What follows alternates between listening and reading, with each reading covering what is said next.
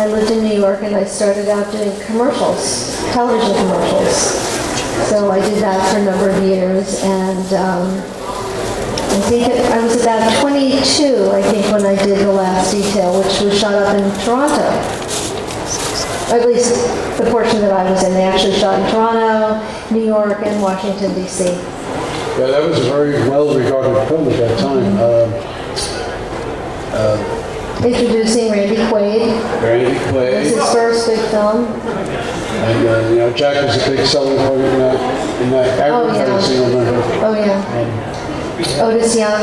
Otis Young, yeah, that's a really terrific film. It's a lot of Hal Ashby's movies are forgotten about over the years, or not spoken about in such regard as other directors.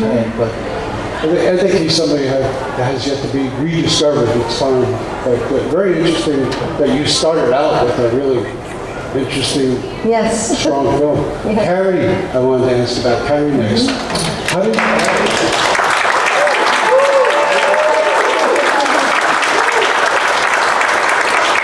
I think people here know about that movie. So how did you get the role? Okay, so I was tired of doing commercials, and I thought either I've sold everything there is to sell, either I'm going to California or I better just give up. So I went to California it was like August of 1975, and I was there for a couple of months, and I thought, well, this is ridiculous. I'm not getting any work. I need to go home, I need to pay the bills, thinking that my career should have been, happening by then.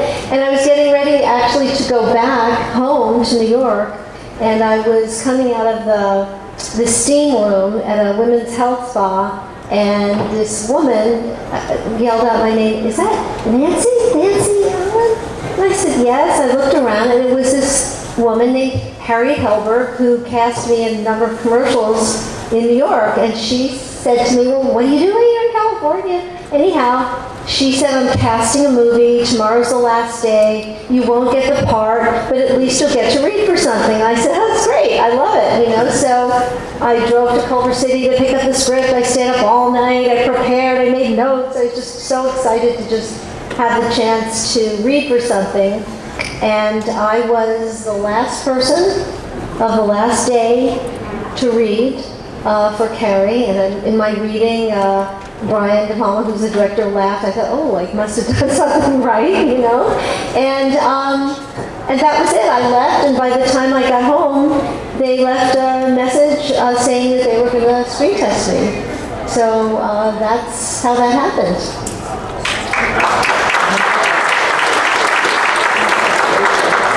So based on the Stephen King book, I guess no one knew how huge Carrie was going to be, because it wound up it took off as one of the early, 1976, 77, one of the early big modern horror films, because it wasn't like the earlier horror films, it wasn't like the exploitation horror films. And Stephen King's book is very unusual and different, and kind of spoke to younger audiences. It did. You guys were pretty much close to that age, too, all of the actors in who you were portraying, right? Well, we were a little beyond it. We were all in our 20s, and Sissy and I were 25. We were the older ones. Everybody else was like 23-ish, something like that. But it was close enough that we could relate, and a little bit older, that we could have some perspective on it. So, but to your point, we just were so excited to be working and doing something, but when we started seeing the dailies, the rushes, you could see that the movie was going to be good, but the studio didn't really think of it as being, it was just like a little horror movie for them. They had no idea that it was going to become so successful. Actually, it was Carrie and Rocky were their two little kind of throwaway pictures. They were counting on a picture called Bound for Glory, which sort of, they spent a fortune on, and then it just sort of flopped at the box office. So we surprised them. Yeah, that's true. That's a very good point you just brought up. Everybody kind of forgets that Rocky was also a movie that the studio didn't care about. Not at all. And then so Carrie and Roger are two good examples. And Bound for Glory is the Woody Guthrie movie David Carradine did, and they thought that was going to be like such a big thing, and it died. And then actually Rocky was nominated and won. And Sissy and Piper were both nominated for awards. They didn't win, but they were both nominated, and it was a big deal that actors from that genre of film had been nominated. Yeah, and it's a turning point too in cinema. You know, like more acceptance for these kind of movies. I want to ask about Beatlemania, and I want to hold your hand. Robert Zemeckis, one of his earlier films.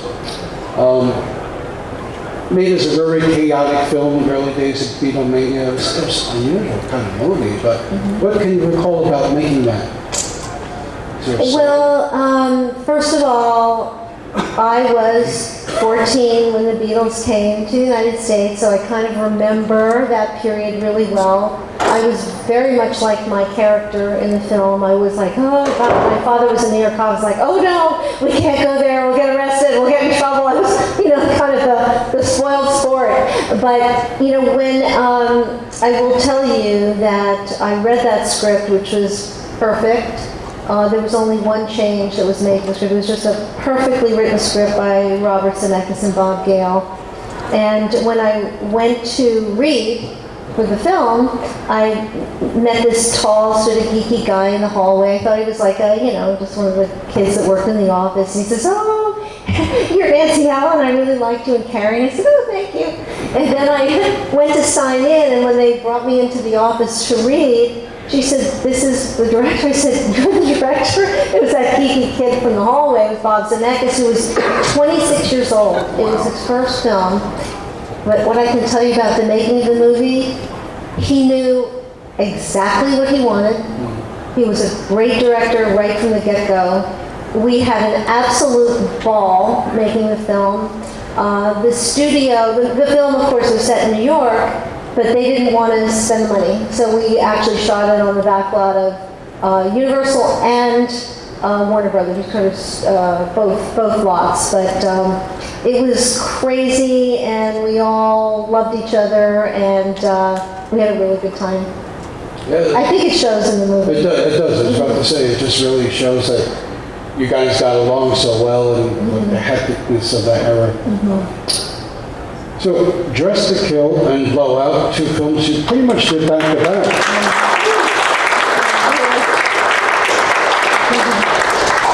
By the same director, Brian De Palma, 2 years apart, pretty much.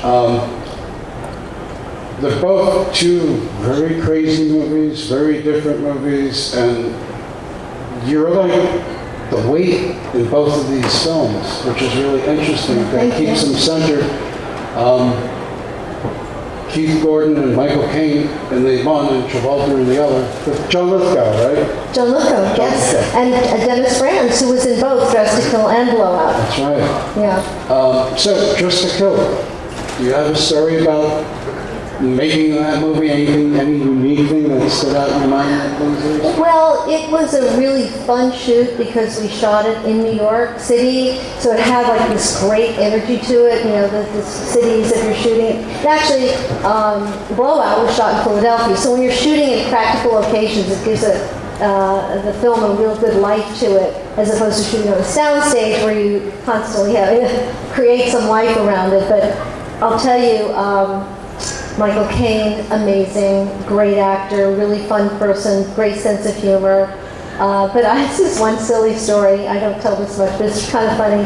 There's a scene where I'm in the taxi, and we were doing, they call them running shots. We kept going around and around, down Broadway, back around, while we were doing a scene inside the taxi. And we were stopped at the corner of, I think it was like Broadway and 50th Street or something. The theater was just getting out.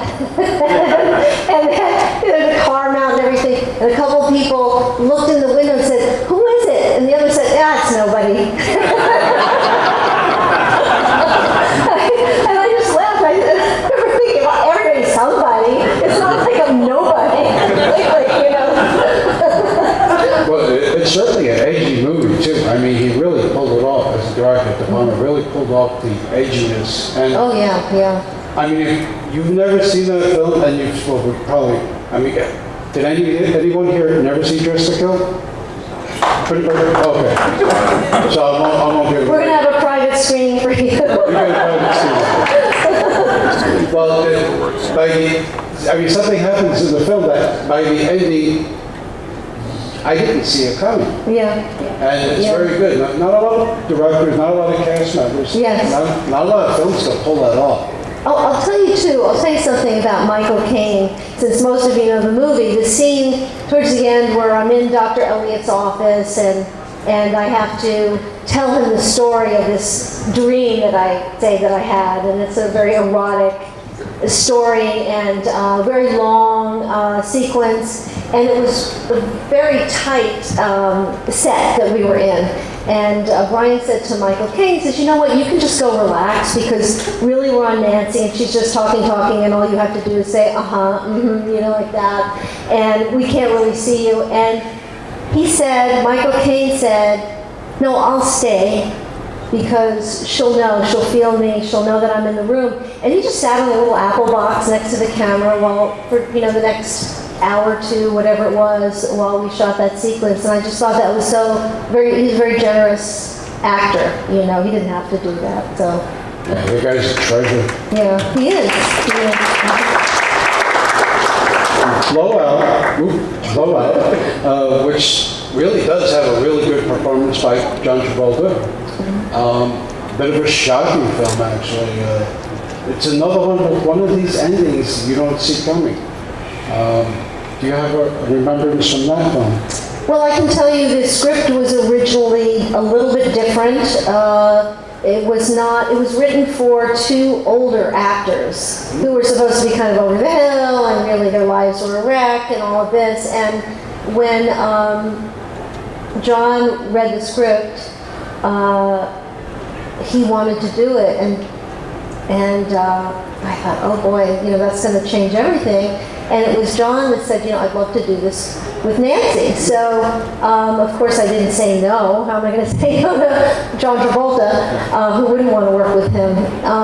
So we had to kind of rework those characters a little bit. We did a little improvisation and worked it out. So I think it went really well, and we had a really terrific chemistry together. It was like almost an automatic thing. But it was a difficult shoot. It was a long shoot, and it was a difficult shoot.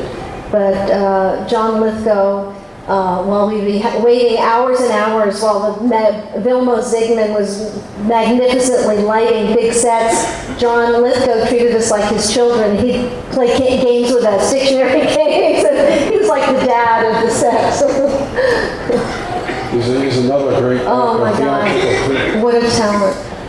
So, Strange Invaders was a film I always liked. It was a smaller movie. Was it shot in Australia? No, it was shot in Toronto. And we shot a little bit in New York, but most of it was in Toronto. Claremont, I think, right, Bob? Where are you? No, he's not here. I thought maybe the director was from Australia, Michael Lachlan. No, he was not from Australia, but they did shoot a couple of movies over there. It was it was called the Strange series, or something Peter Strange, or whatever it was. Bill Condon was the writer.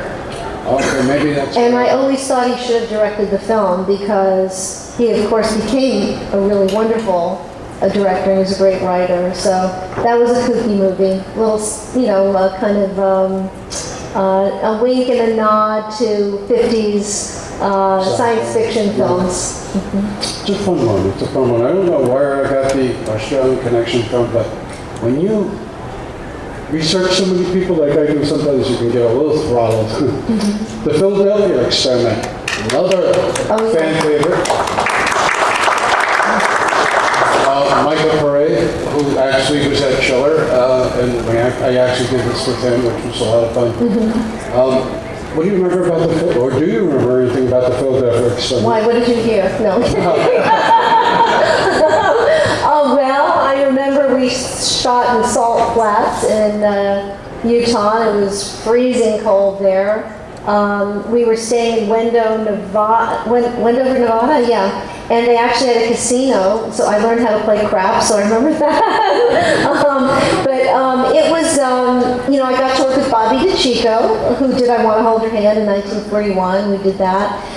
It was a really fun shoot. I happen to like time travel, so I had a really good time making it, but, there's always challenges with movies, and I think The Cold was really hard in the beginning part of the film. But we had a really great time. Michael and I worked well together, and Bobby was great. So yeah, it was. And the director, Stuart Raffle, he refers to himself as the biggest director in the business, and that's because he's like 6'8". So that was his joke. I'd like to jump to 1987 with Robocop.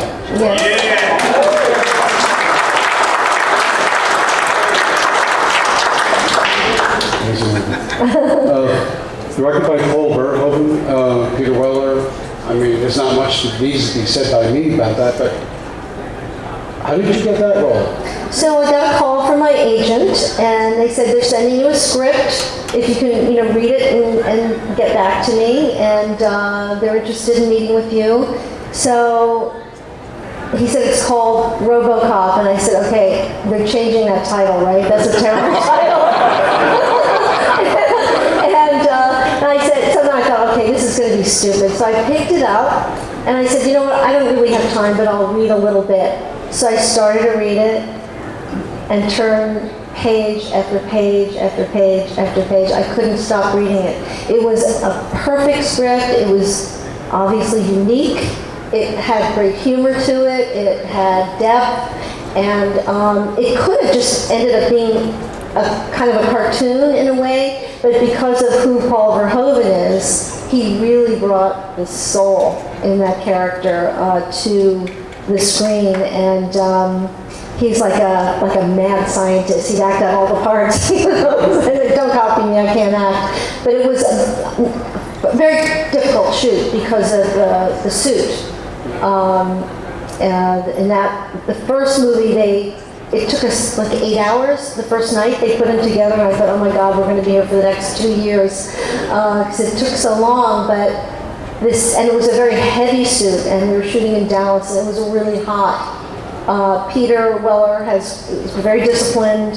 He'd meditate, they'd assemble him, and then we'd do some shots, and they'd have a big, like a hose with, air conditioning they try to put down to get some air, and then he lost all this weight because he kept sweating in the suit.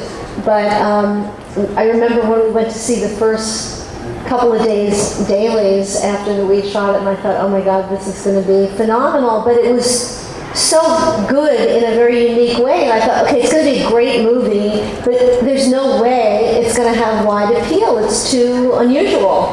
So I think everyone was really surprised. And again, the studio, which by the way happened to be the same studio executives as Carrie and Rocky, they kind of missed the boat on this one too. They didn't see it coming, and they weren't ready for what a phenomenon it was.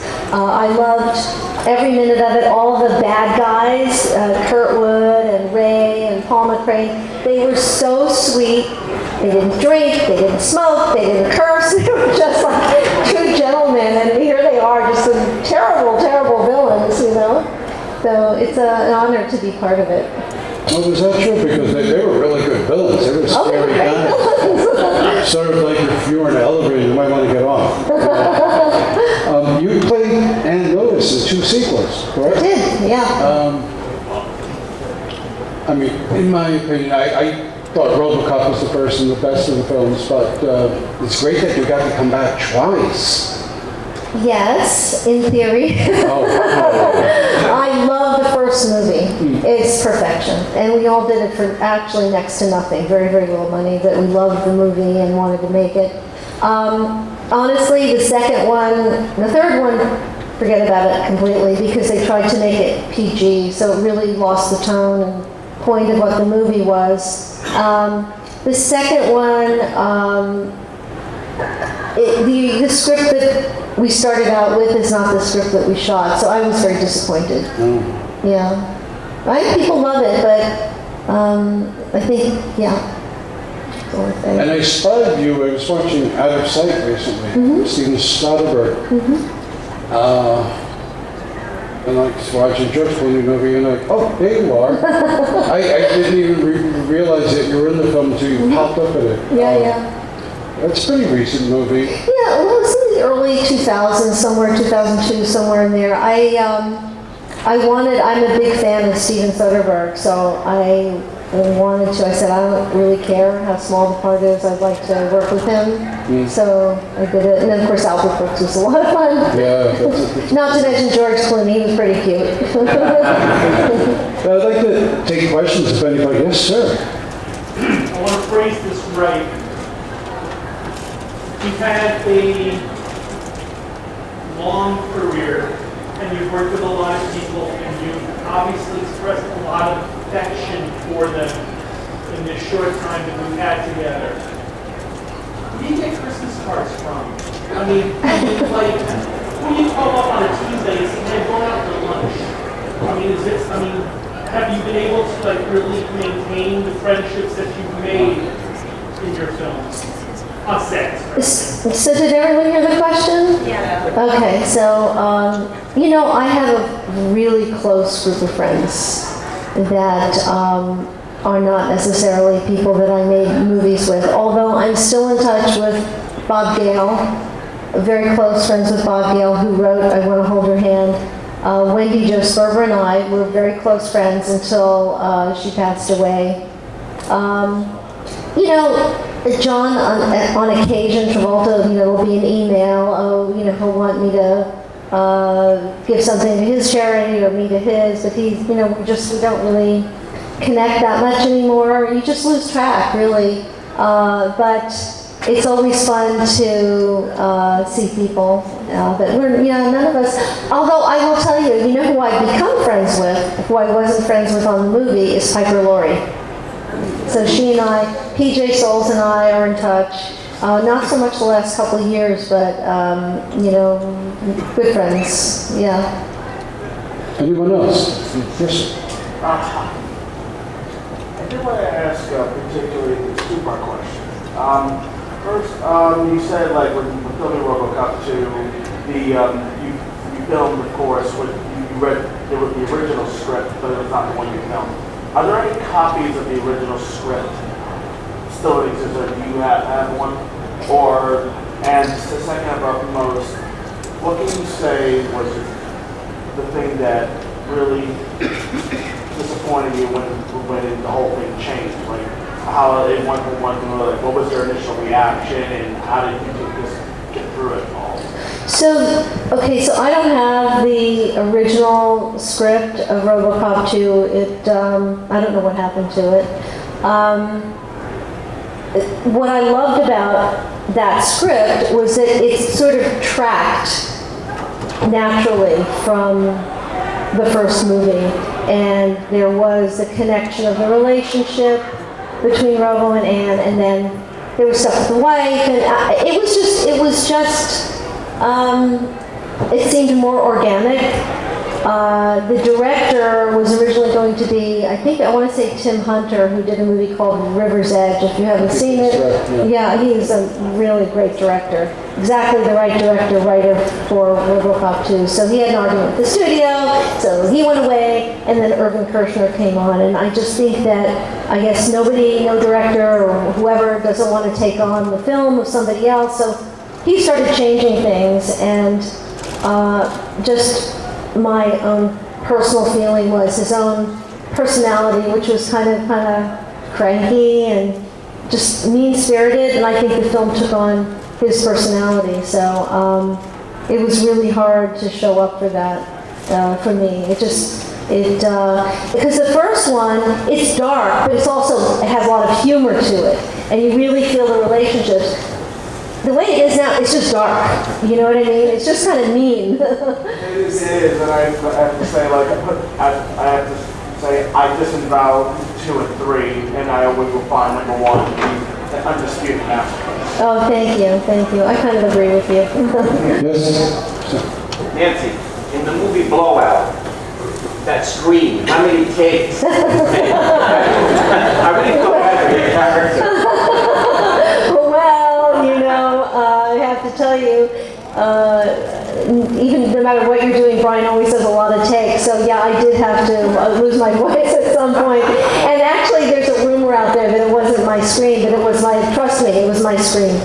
In fact, a little trivia, you know, when they're testing the screens in the studio, those gals, I overdubbed those screens, those awful screens, like, oh, you know. I had the most fun with that. I said, I beg to do it.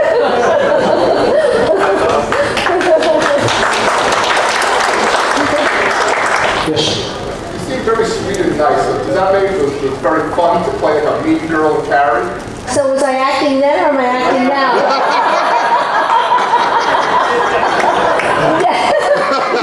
Yes, it's a lot of fun because there are no consequences. You get to go home, you know, you don't go to jail, you don't get anything. Yes, it was a blast. And, you know, the funny thing is that when I auditioned for it, the producer said, you know, we really should look at other actors because she's just too nice, no one's going to believe her. And that's what, in fact, Brian thought was going to be interesting, is that the girl looked sweet and that she's so mean. And, you know, yeah, it was a lot of fun.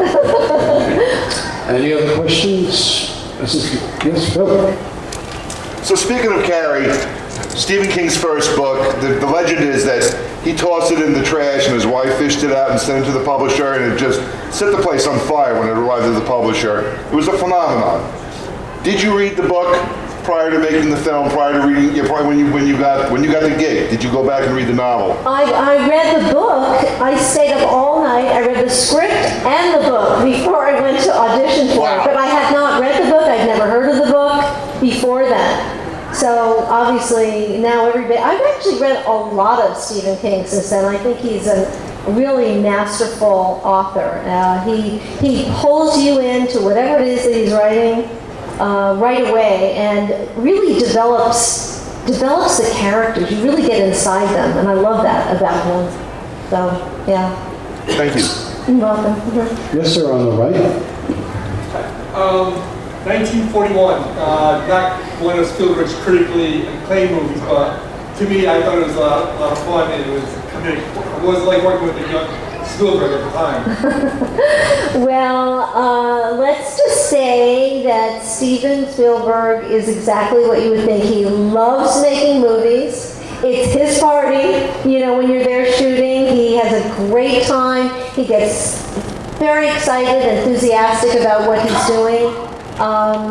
Working with him as an actress, I liked him because I remember we're shooting that scene inside the airplane with Tim Matheson and me, and he said, okay, so we're going to shoot this, and then, so I'm thinking you should do it this way, and he gave me some direction. I said, oh, really? I was thinking about doing this. And he said, okay, let's shoot it both ways. So we shot it both ways, and after we did it, he came in and he says, you know what, you were right, that works. Now, I think, you know, a lot of directors, wouldn't necessarily give you the opportunity, but he's secure, but he's also interested. He's a great collaborator, and I think he has a lot of respect for not only the actors, but really everyone. So, you know, he's a great general on the set, and he's fun, and he laughs. He has a good time. He enjoys it. Not all directors like making movies, so, but he really does. They really don't, trust me. And most of them don't know what they're doing, but that's a whole other story. Thanks for asking a 1941 related question, because I didn't get to it. So anyway, we don't have any more time, but please, Nancy will be going back to her room shortly. Yes. You guys can stop by. Thank you. Thanks for coming.